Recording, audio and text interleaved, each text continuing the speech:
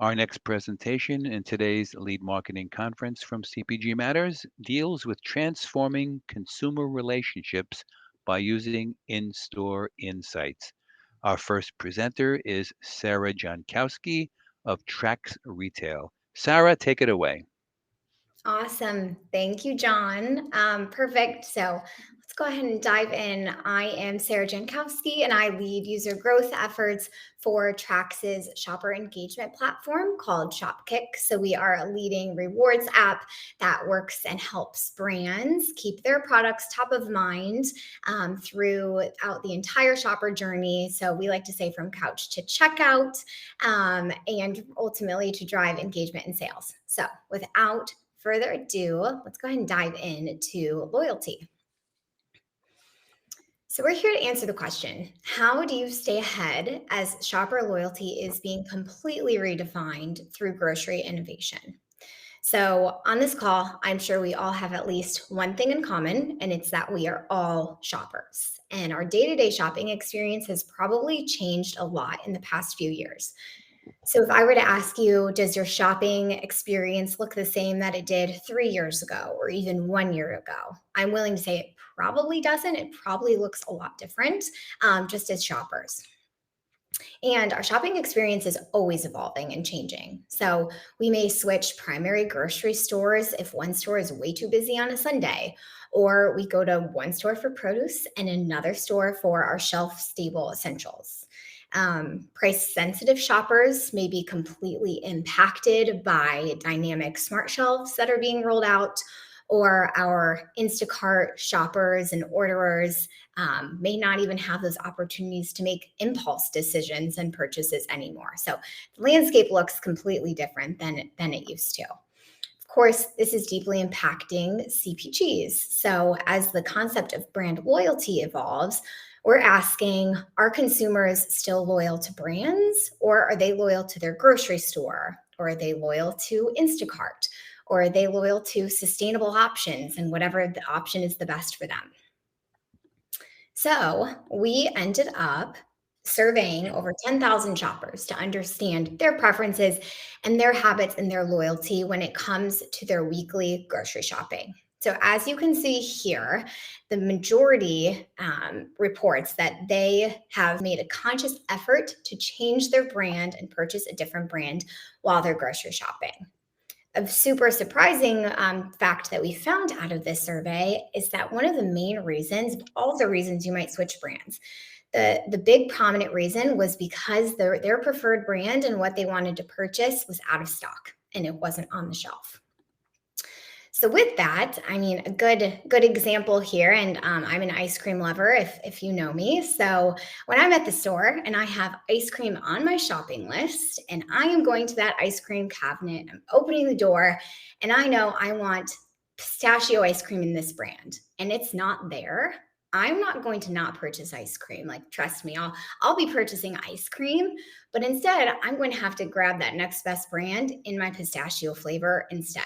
And I'm sure everyone can think back to a moment when you experienced this. It could have been this week, could have been this past month, but oftentimes we're switching brands when something's not on shelf. So, after seeing the severity of the impact of these out of stock items, our next question was to understand, well, how often does this happen? How frequently is this occurring at shelf? And how often are real shoppers facing this during their weekly grocery shopping trips? So you can see that 88%, or nearly 9 out of 10 shoppers, encounter out of stock issues almost every single shopping trip. So they've reported almost every few shopping trips they're seeing out of stock items, while 9% of people report every single shopping trip something is out of stock.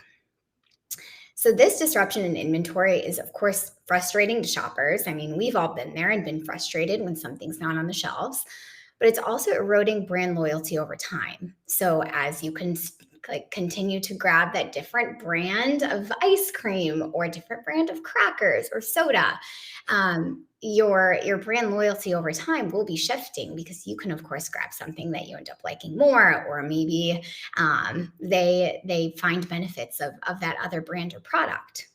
Or in the case of Instacart, someone could be doing their shopping for them. And if they don't select those substitutions ahead of time, someone else could make a conscious effort to choose a different brand for them and get it delivered.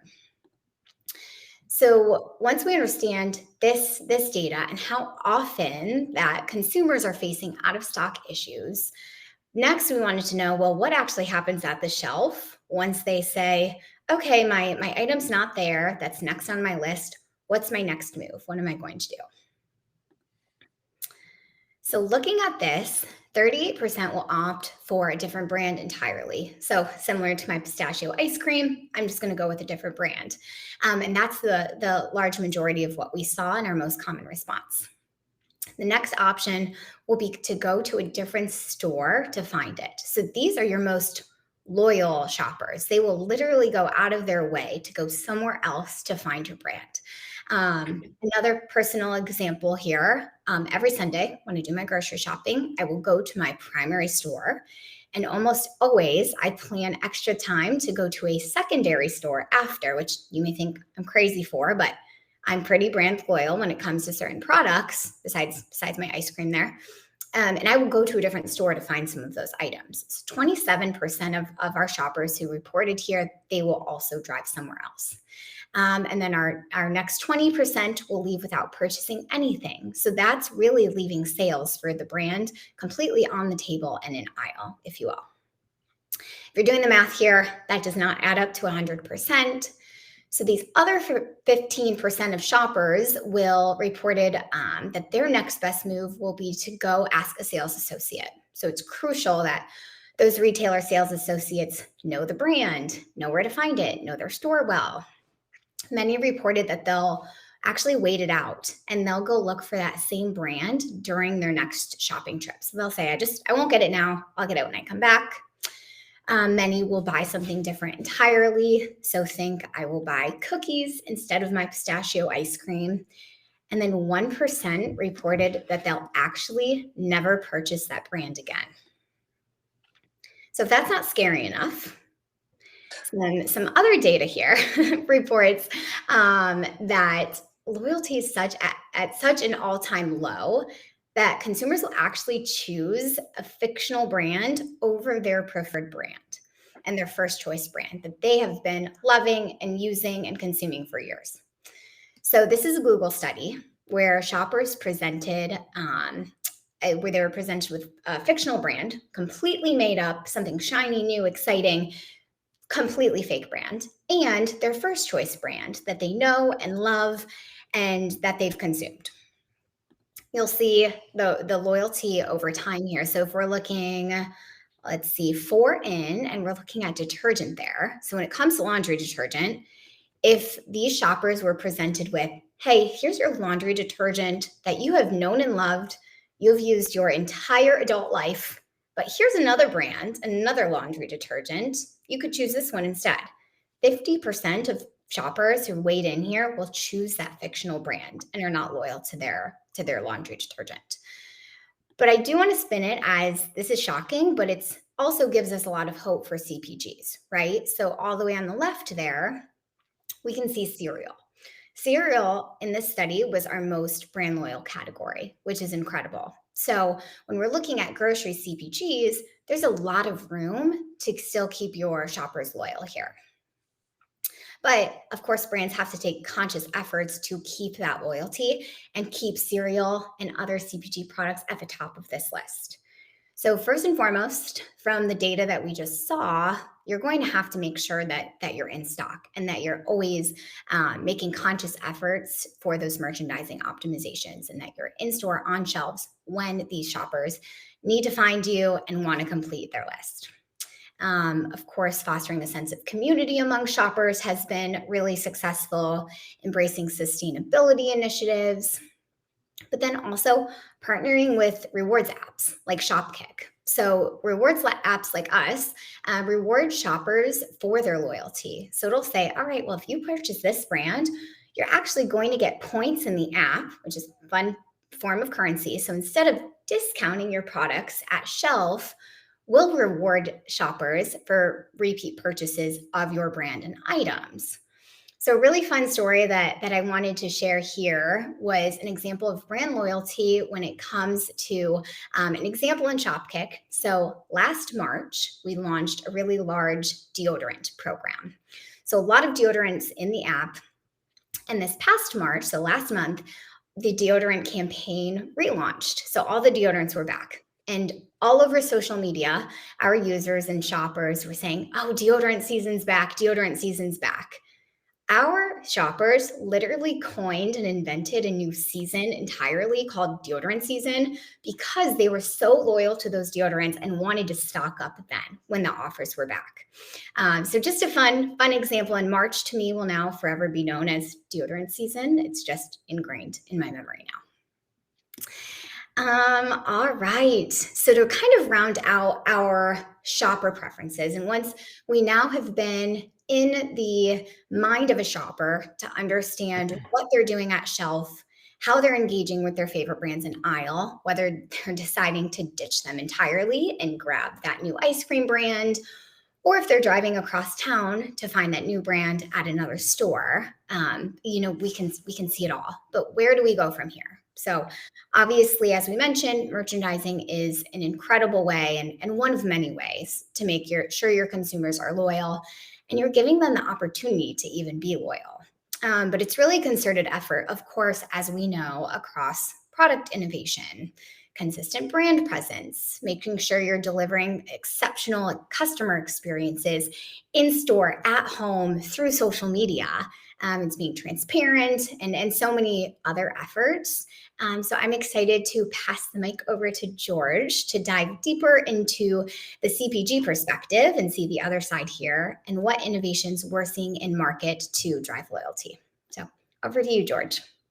Thank you, Sarah. And actually, I want to say, like, one of the benefits of working here at Trax is that we're able to see both sides of the equation.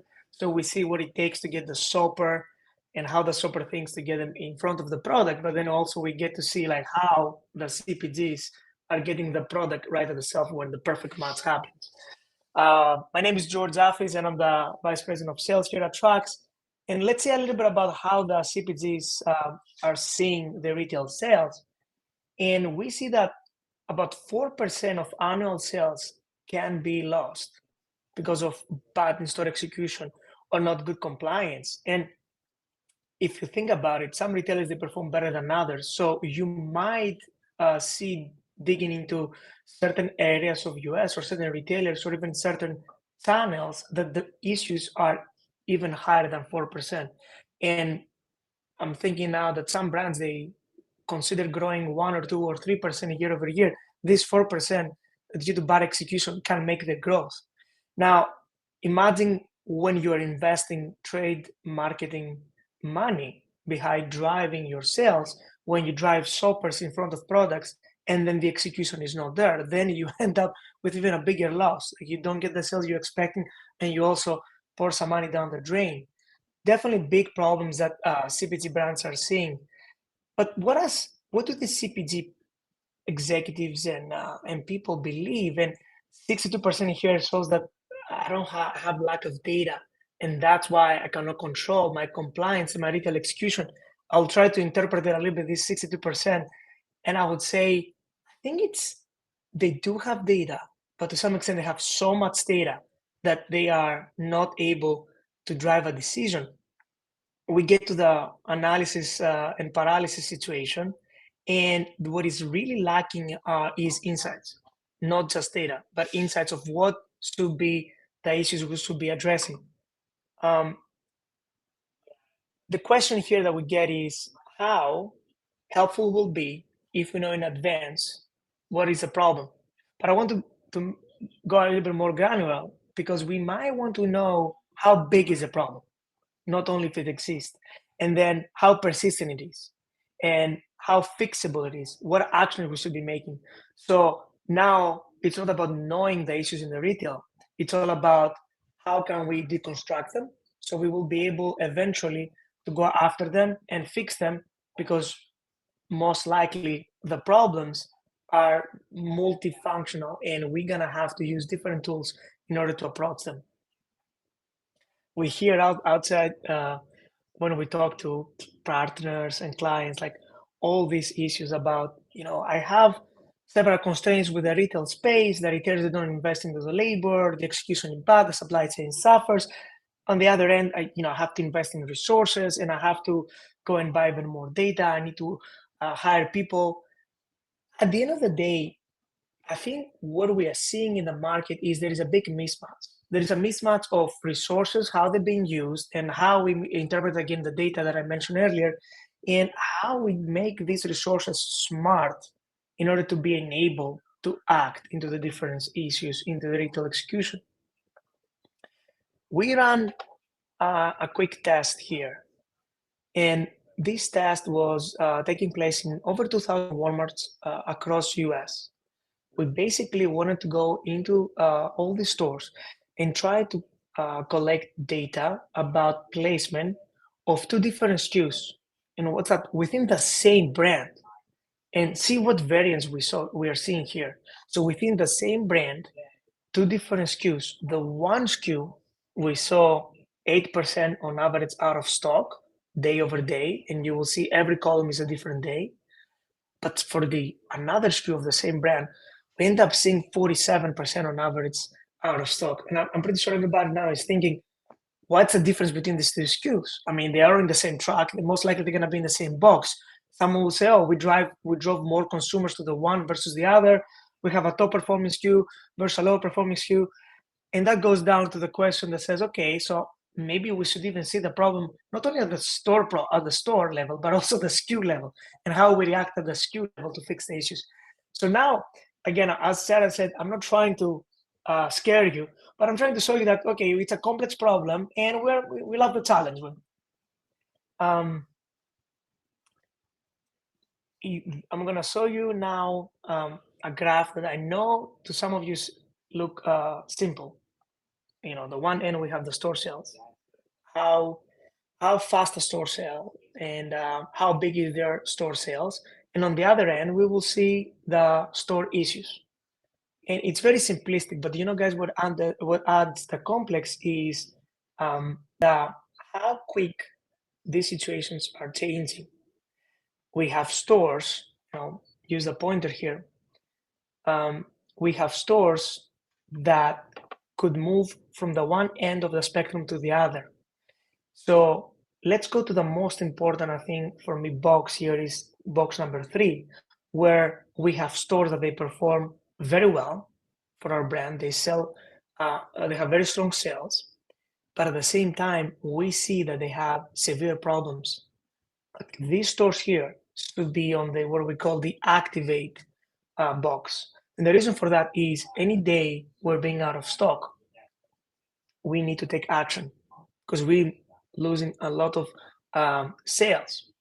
Now, our goal is to drive this store from here all the way down here.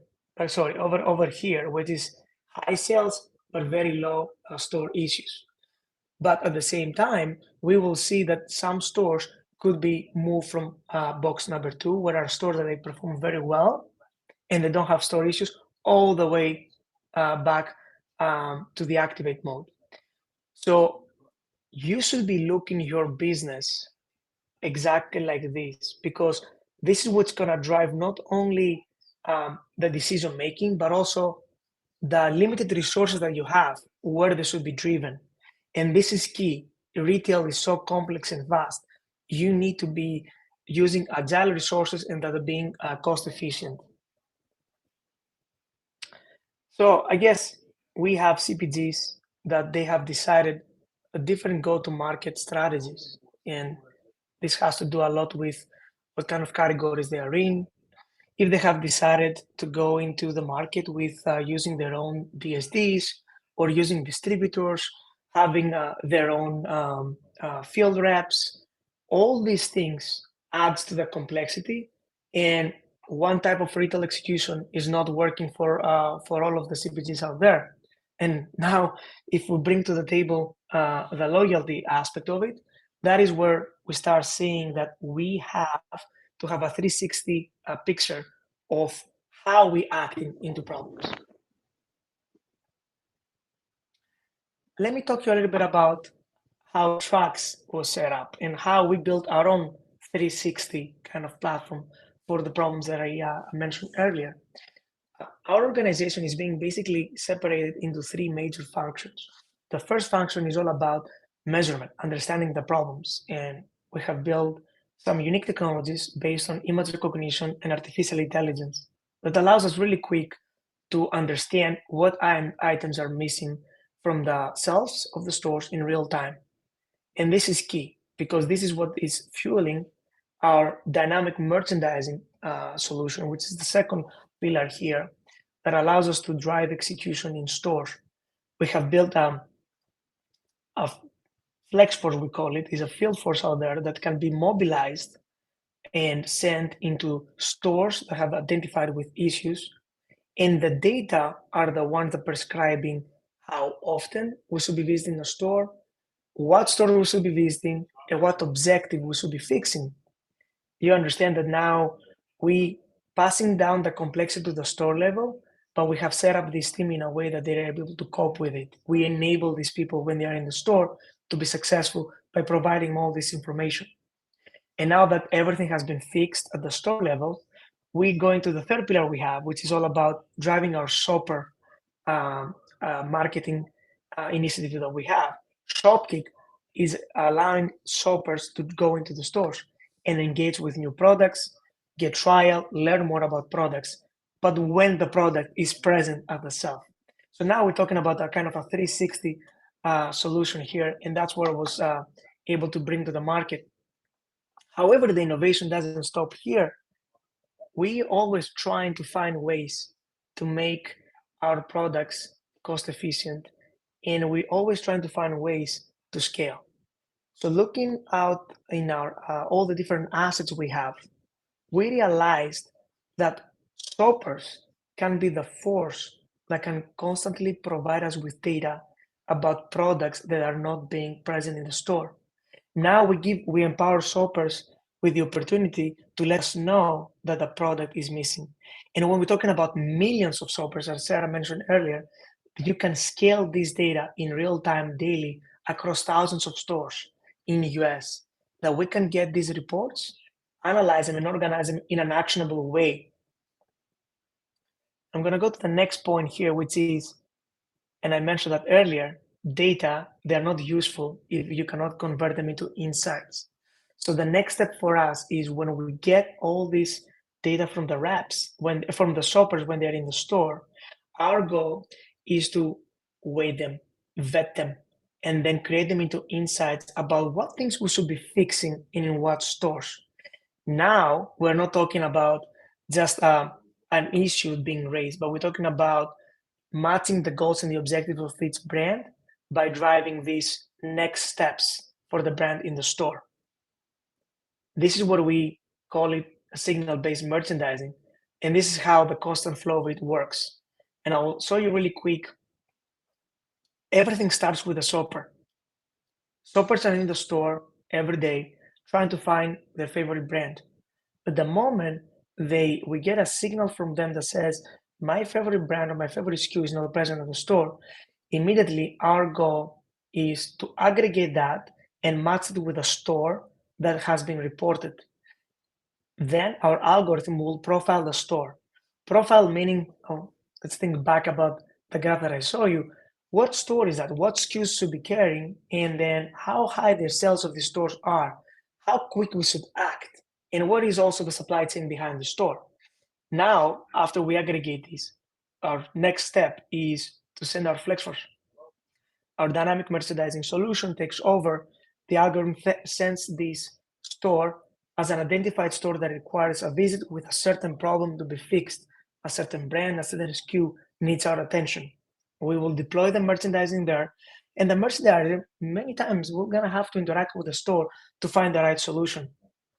And what I always see, many times the solution and the problem doesn't exist only within the four walls of the store. That's why we have to go all the way back to the planning board and discuss with the buyer of the retailer and the CPG and find out what other solutions we might provide so this store cannot be again identified as as a problematic store, or how can we make sure that certain SKU within the store is not being identified as problematic, or out of stock, or void. So we are hoping to bring in this platform not only CPG executives, but also retailers, distributors, and the entire stakeholders of this industry. That goes back to what I mentioned earlier. You understand how complex retail is, but we are here to address it. You're gonna have to get your hands dirty. You're gonna have to go in the back room, find the product, fix issues in the scanner. So we're gonna help you identify what are the issues in the supply chain now that potentially affect your brand being present in front of your loyal consumer. Trax is basically being a platform that doesn't provide only data. We provide a technology that allows us to generate data, and eventually our algorithm allows us to profile stores, understand the issues of the stores, and then we're gonna provide also with execution and an arm that can fix the problem. So also we have the solution. We believe that brand loyalty exists, but at the same time, we don't want to test your loyal customers. Don't test their loyalty. Bring the product in front of them and have it accessible to them at any given time they visit the store. And I think now we're ready to open for questions. Yes, George, we do have some questions and some comments in the chat box. It starts off. This was the first comment relates to Sarah's presentation. There, it says, "Wow, I agree. There is always something on my list that is out of stock." It's probably a pistachio ice cream, but that's one comment that came in. So, as far as questions, in passing, you mentioned something called signal-based merchandising. How fast can I get results on out of stocks in a certain store? That's a great question. Everything starts with identifying the problem, and we can identify it even in a daily basis.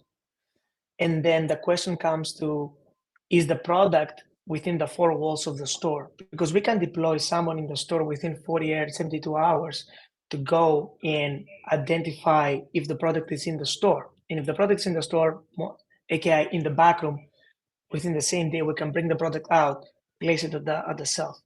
But as I said earlier, retail is so complex. So many times we run into issues where the product should be ordered, but it's not. The store has an issue with the local system called phantom inventory, where they think they have the product, but they don't. So we have to work with the local inventory system to zero out the fake or phantom inventory and produce the order. And many times we need to have discussions with buyers. That's what takes longer. When you go to the buyer and say, the current infrastructure and ordering systems we have put in place cannot keep up with the demand. I know it's a great problem to have, but the buyer needs to help us out here and increase the minimum orders and start pushing more product to the store. Okay. Next question is, what are some practical and fast tools to use to gather shopper slash shelf insights? You want to take that, Sarah, or you want to start Chime in on this? first, yeah. From a shopper insight standpoint, again, kind of how we collected this data. I think finding platforms where you can reach your shoppers, such as rewards apps or other different email platforms or programs, to really survey and hear from them firsthand, whether that's social listening or sending a specific explicit survey to really collect insights there. So for this one, we were able to collect these out of stock insights and brand loyalty insights from over 10,000 shoppers. So I think asking direct and working with different platforms and tools that helps you reach those shoppers firsthand is definitely a tool that should be in everyone's toolbox. Okay. That's exactly right. Alrighty. Here's a longish question that came in from Kenneth. Do you only use surveys and photos from your field labor force's mobile phones, or do you have fixed point shelf cameras that can monitor the shelves by taking photos on a set schedule? That's a very good question.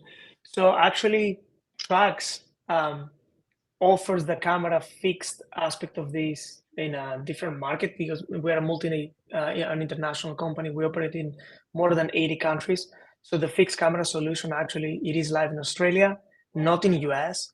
In US, we are deploying and we are field force reps in order to collect pixels using the smartphones and data using the smartphones.